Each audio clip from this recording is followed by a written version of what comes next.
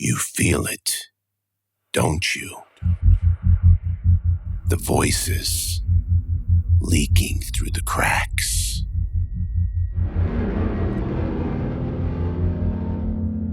That pressure against the inside of your skull.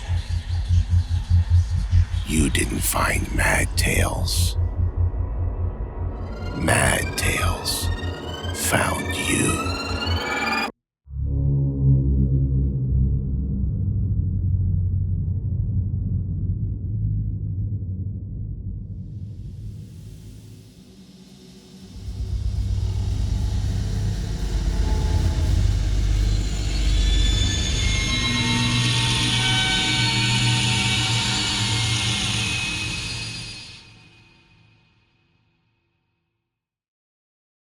Ramon stood shirtless in front of the open window, dripping sweat onto the warped pane.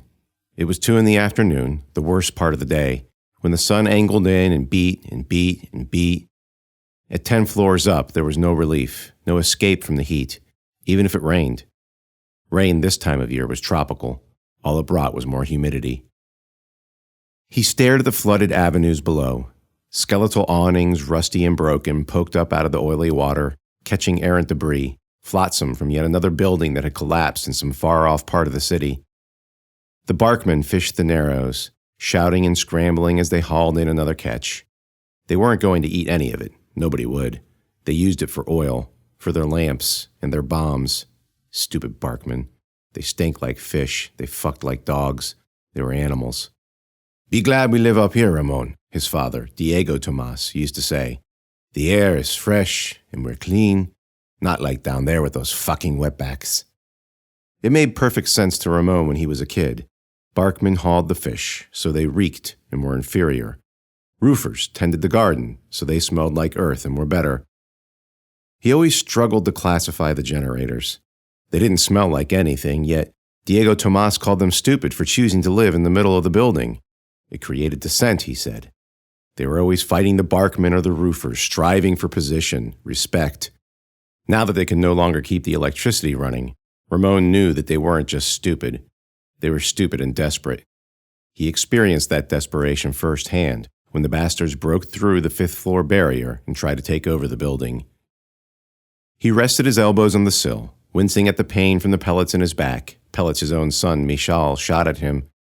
While he was downstairs defending his people, fighting off the idiot generators, Michal did their job for them, took over the roof, made his own barricade. Ramon tried to talk some sense into the boy, but after the battle, his anger was difficult to contain. He couldn't get the image of his son's eyes out of his mind, how they went dead and blank as he raised the shotgun. "How much longer?" Ramon asked. His wife, Zoriana, said, "Almost ready." Ramon turned back into the dark apartment. The wood floors were worn and warped. A few turquoise drapes hung over the windows. Zoriana, her long black hair draped over her shoulders, came toward him with a knife and a bowl, bandages and honey. He pulled up a chair and sat in it backwards so he could look out the window while she worked on him. "You have to go down and talk to her," she said. "I don't want to go down and talk to her. I want to go up and beat some sense into my son." "Well, that sounds productive." "Yes, productive for me." Zoriana pushed the tip of the blade into one of the puncture wounds, withdrew a metal pellet, and dropped it into the bowl with a plink. "Didn't you try that already? Why am I picking these things out of your back?" "I was too fast for him to hit me in the face, that's why." Psh! Plink. "I wouldn't even have to go through the barricade," he said. "I could grapple up the side. It's only 3 floors. No, Ramon. It's the only way. Not if you talk to her. Alone you're weak, but together.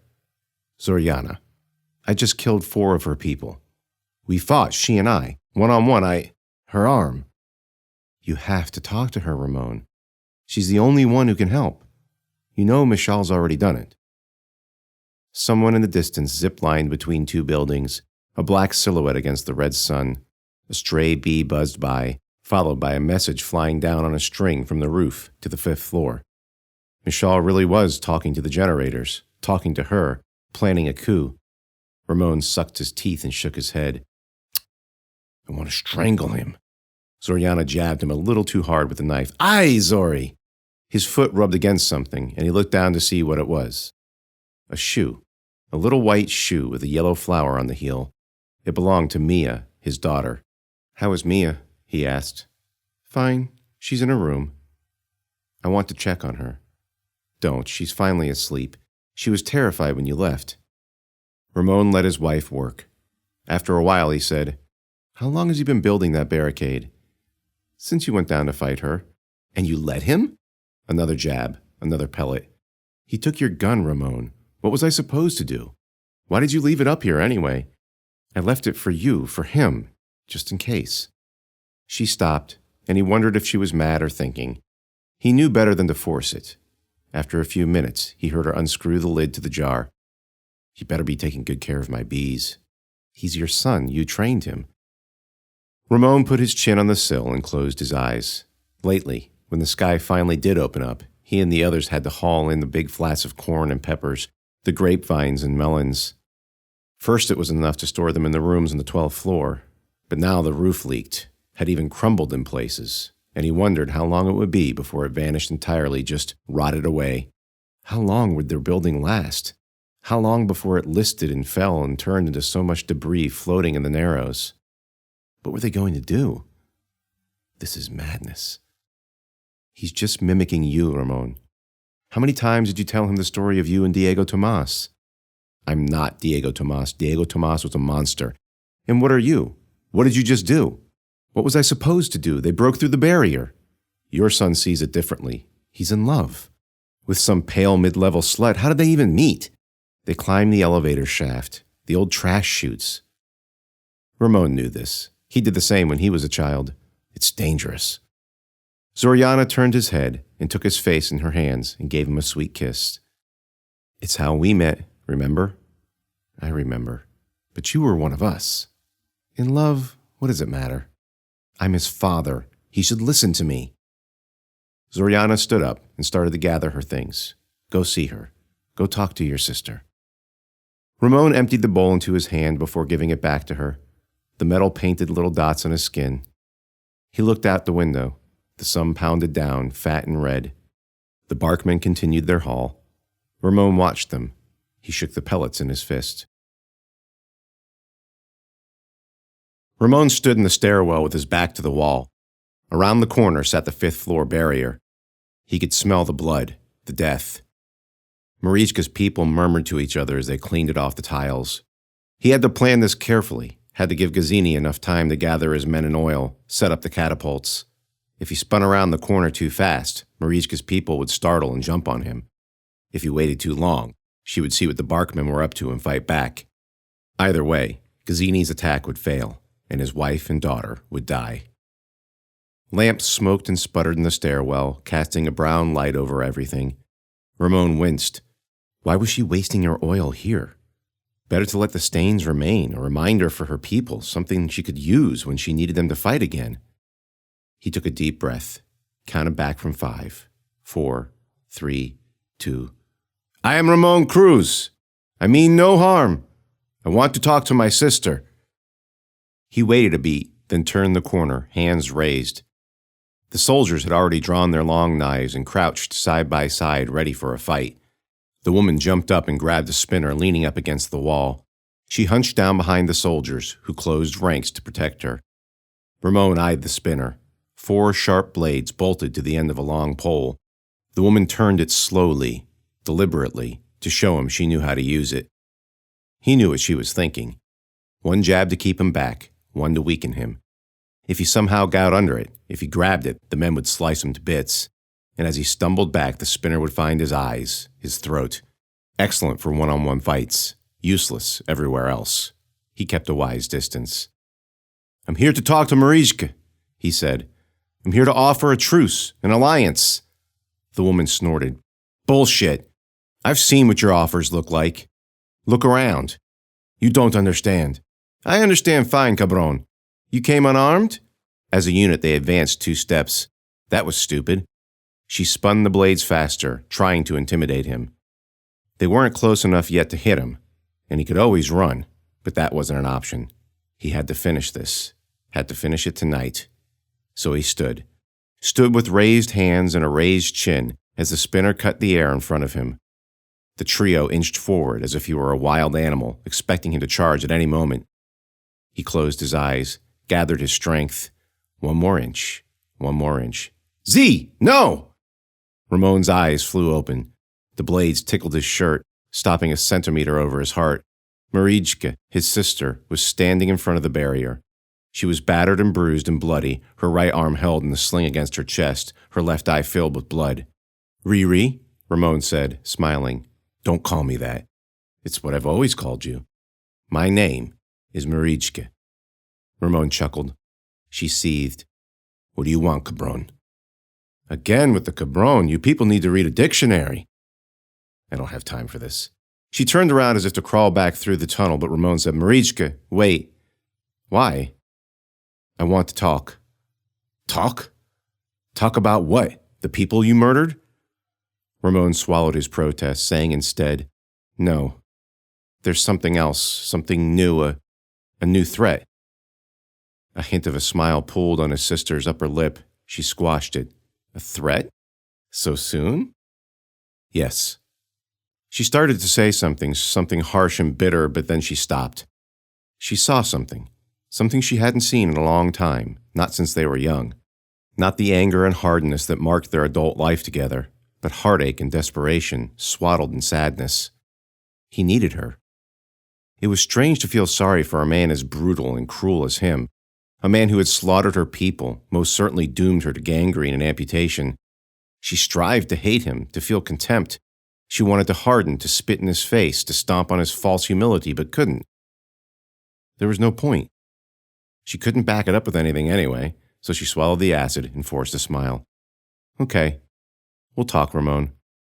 She let out a small breath, nodded back at the barrier, but in there, where you can see what you've done.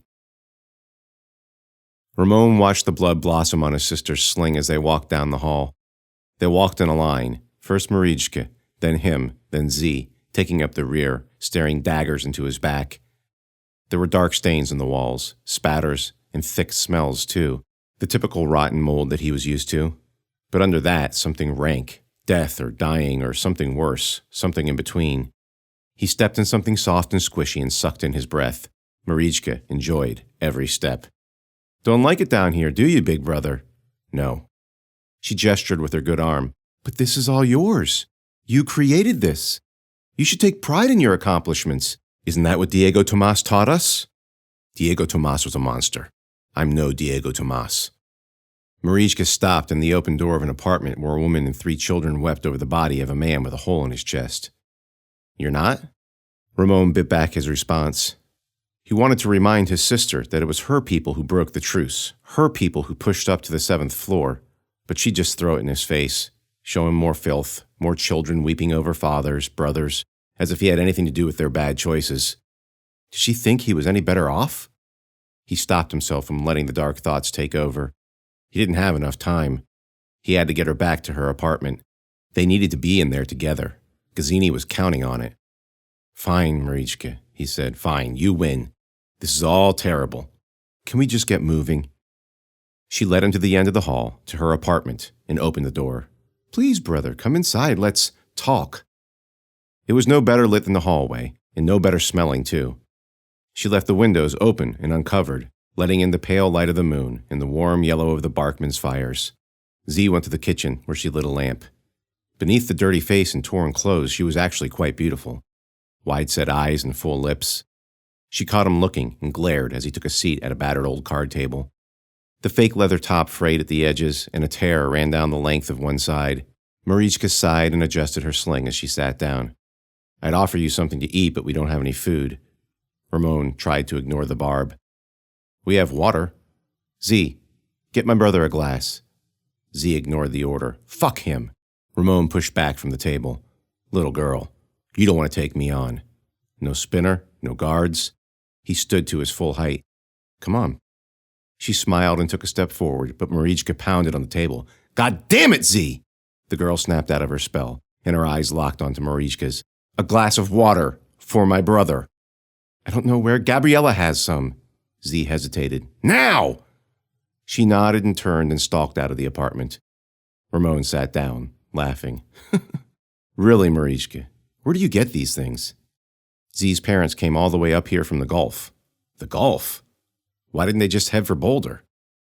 Boulder's not letting any more people in. Since when? Marijke shrugged. They posted guards, put up a fence. Z's parents were shot dead trying to climb it. She made it all the way here by herself. You wouldn't believe what she had to do. Ramon pondered. Well, she's pretty. Don't let it fool you.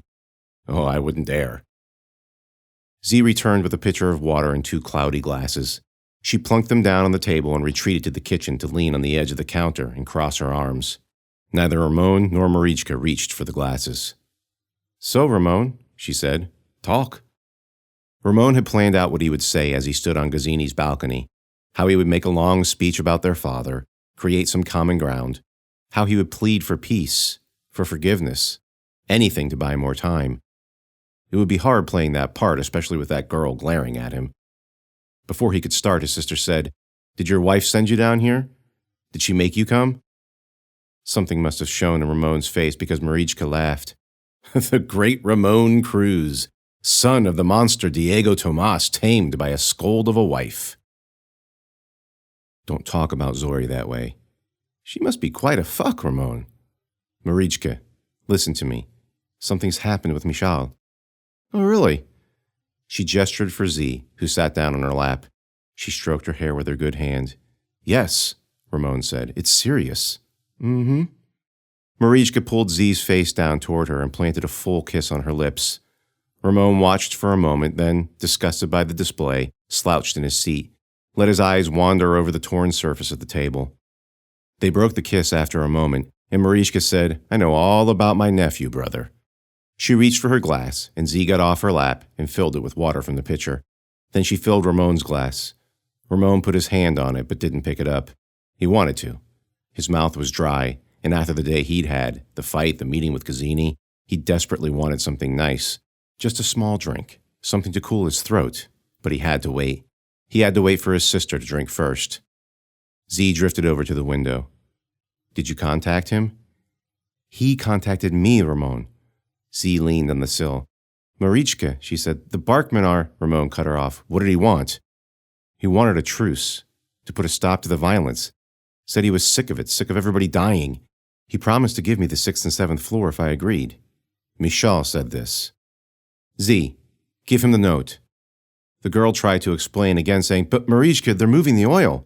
Z, go get the note. Z pulled herself away from the window and went to the kitchen. She picked a scrap of paper off the counter and slapped it down on the table in front of Ramon.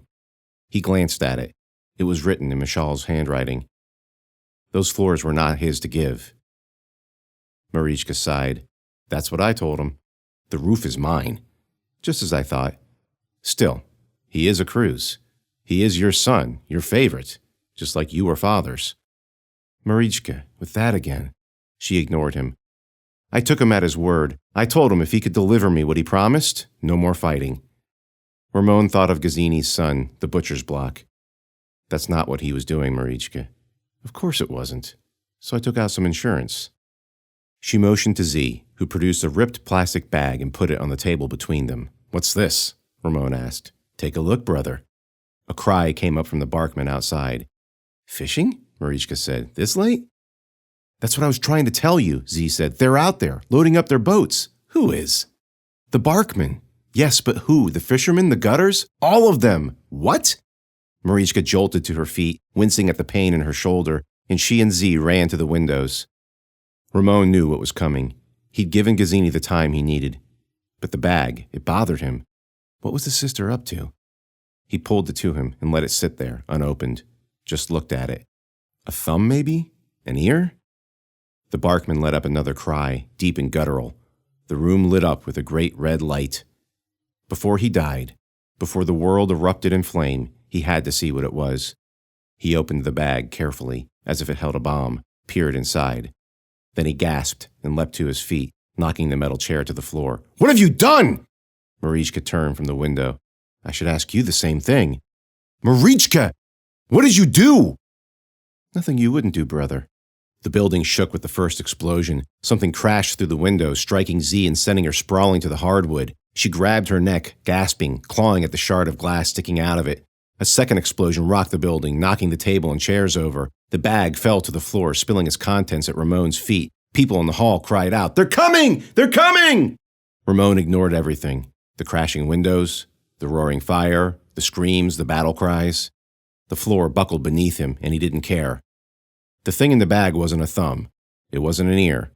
It wasn't a head or an organ or any other body part. It was a shoe. A little shoe. White with a plastic yellow flower on the heel, and it was covered in blood. Michal and Natalia zipped down the lines, 2 black dots against the red sky. The alarm was raised, and Ramon's guards fired off a few half-hearted pot shots, but the pair expertly threaded the old broken windows in the building opposite and landed unscathed. They sprinted down the 11th floor hall to the first opening, a hole blasted into the bricks, clipped to the new lines, and sped down another story. In this way, they reached the 3rd floor of the other side of the building, out of sight and out of range of his father's snipers. Night fell. They squatted in the busted-up kitchen, the moonlight filtering through the shattered windows, illuminating the broken pipes and shredded wiring. Natalia bit into a red pepper, and Michal sucked his teeth. "What?" she asked. "The peppers." "What about them?" "They're smaller and smaller every year." She offered it to him, and when he refused, she shrugged and took another bite. "Isn't that why we're here? To level things out?" "Yep." She watched him pull something out of his pocket and shake it in his hand. The ring. That stupid silver ring. He liked to play with it when he was thinking, and it drove her crazy. If she said anything, he got ugly. It belonged to his father, Ramon Tomas, the pillar of his life and the source of all his anger. Natalia saw the old man once when she was little, carving a path through the soldiers in the hallway as she cowered against the door jamb. He slashed and chopped.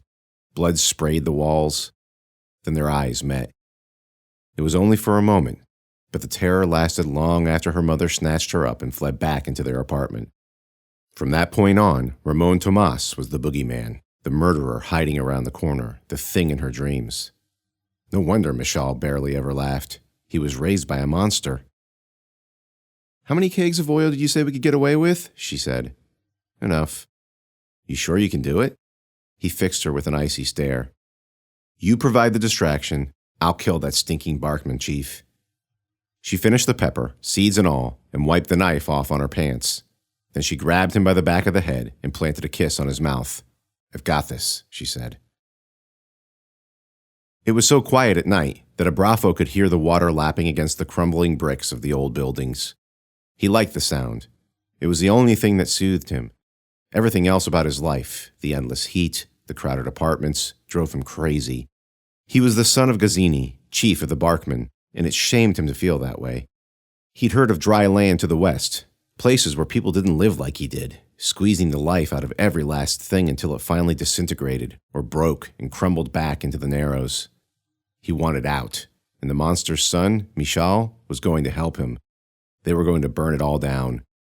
He skimmed along the surface on his skiff, using his long pole to guide it through the water. Every now and then, something bumped him from beneath, testing the platform.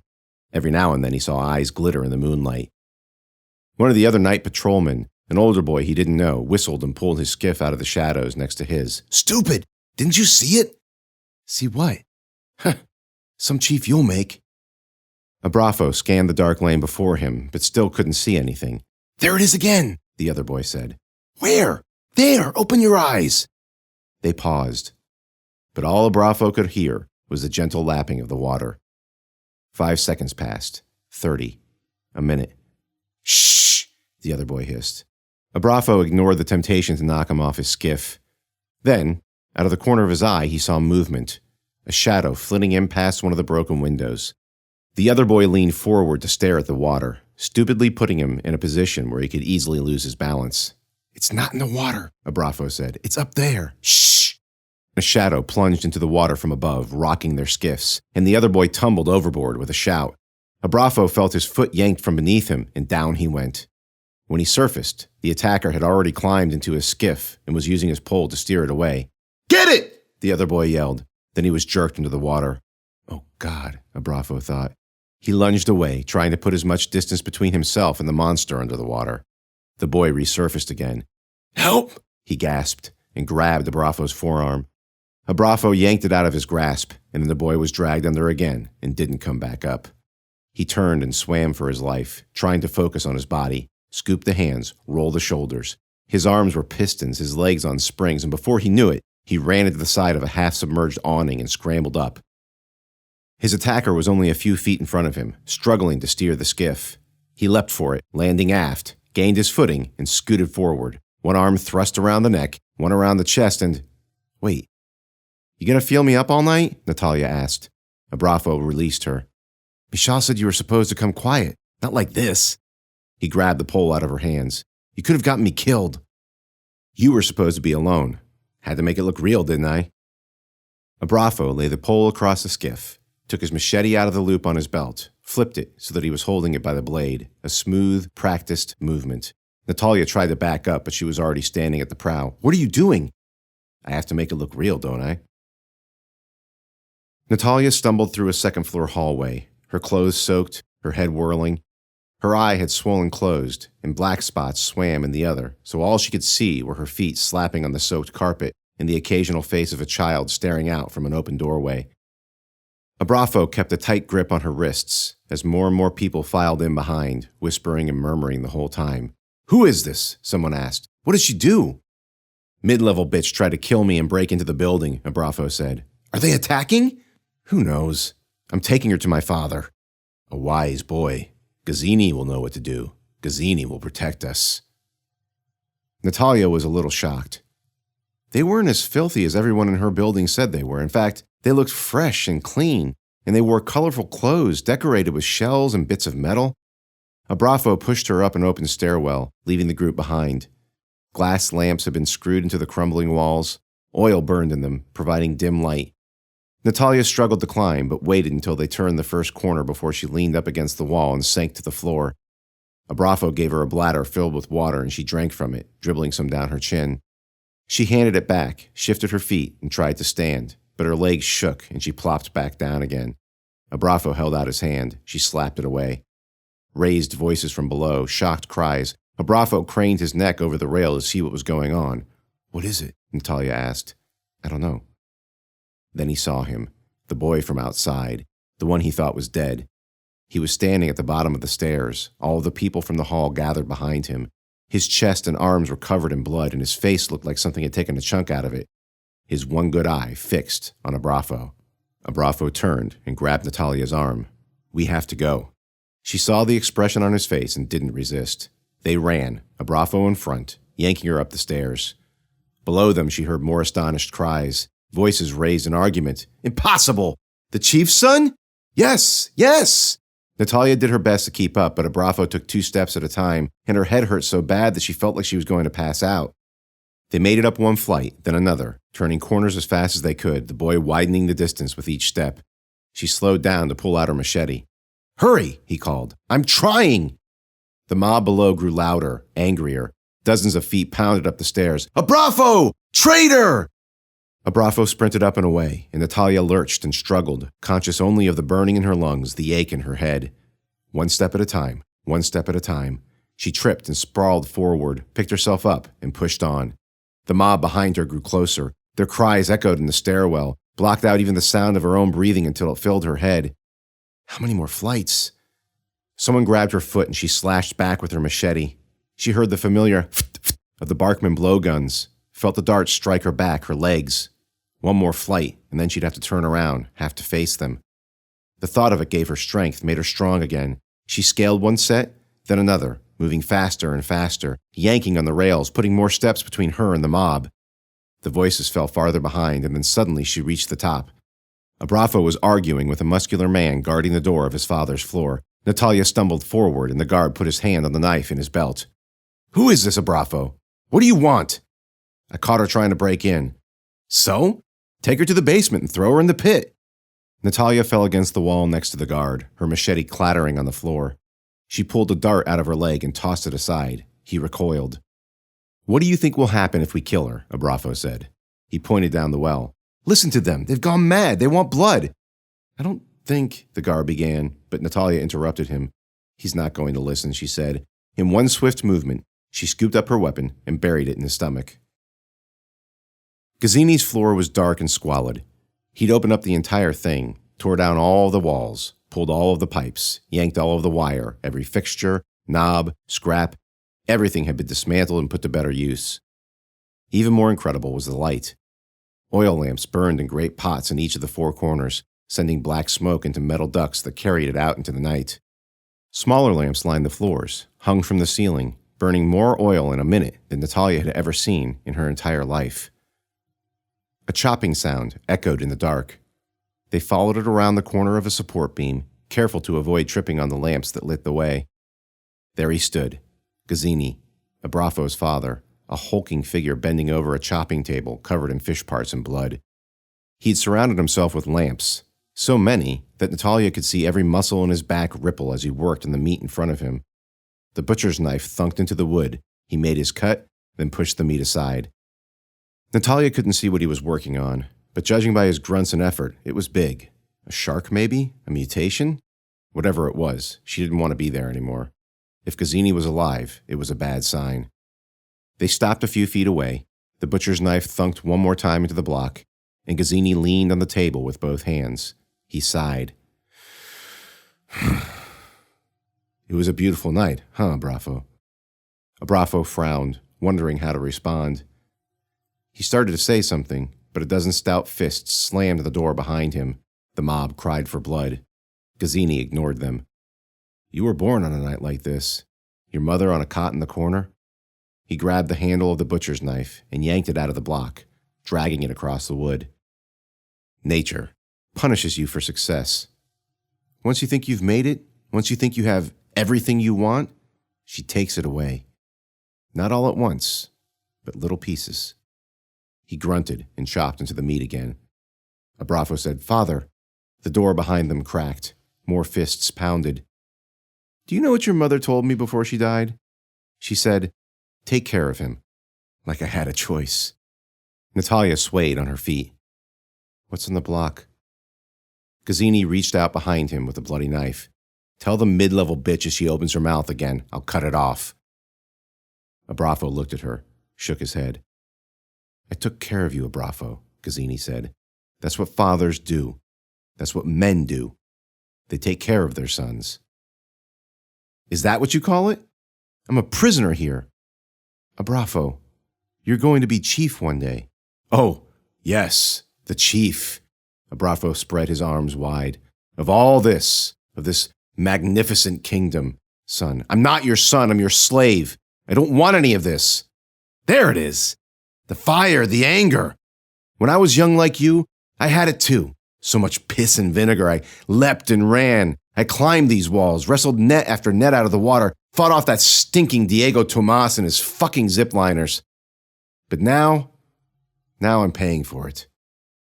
My body hurts, Abrafo. I can barely walk up a flight of stairs. A fist punched through the top part of the door. Abrafo! Traitor! Natalia took 3 steps forward, raising her machete over her head. Abrafo could only watch, frozen. Gazzini said, the pain keeps me up at night, which was why I was awake when your friend tried to kill me. Natalia stopped, and finally the old man turned around, revealing the mangled form on the block. She dropped her weapon and fell to her knees with a moan. Gazzini reached back and picked something out of the ruck, held it up for her to see. It sparkled in the light. I think he might have wanted you to have this, he said, and flipped it to her. It pinged as it turned, end over end, landing beside her on the floor, bouncing once, twice, coming to a rest just as the mob broke down the door and flooded the room. Gazzini stepped out onto the balcony, carefully closing the door on a high-pitched squeal. Pots of oil burned on the rails, hung from the platform above. He withdrew a cigar from his pocket and used one of the pots to puff it to life. The cherry glowed red in the dark. Another scream erupted from inside, knifing through the angry shouts of the mob. Behind him, a voice said, Is that her? Gazzini chuckled. He turned around. Ramon stood with his back to the wall, still in the shadows. I asked you a question. Gazzini took a languorous draw on his cigar, filling his cheeks. It was a rare gift, given to him on one of his yearly trading convoys to the mountains. He savored it, closed his eyes, blew a great gray cloud out into the night. I got rid of your problem for you. Ramon remained in the shadows, his face unseeable, unreadable, but his reply was terse, as if he spoke through clenched teeth. Thank you. We old men. We have to stick together, you know.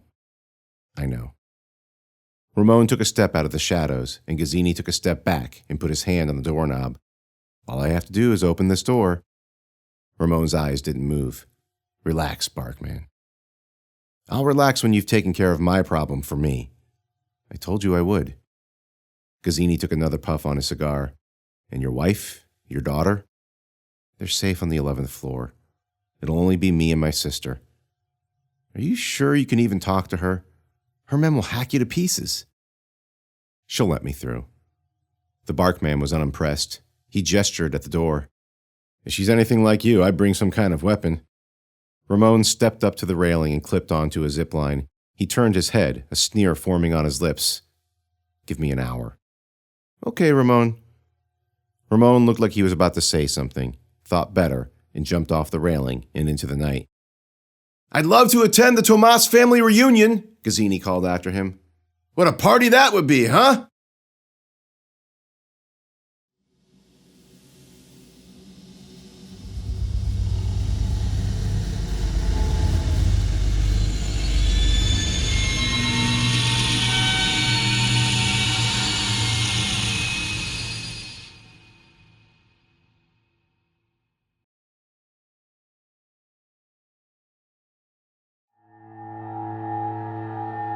Think you're safe? Cute.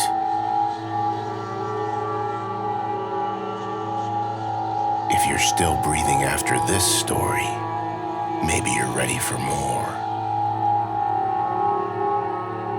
13 tales. Murder, madness, monsters, and mayhem. Stories that will stick in your head like a bad dream and rot. Get the ebook, the audiobook, and the paperback, or collect all three if you've got the guts. 13 tales, no mercy, no escape.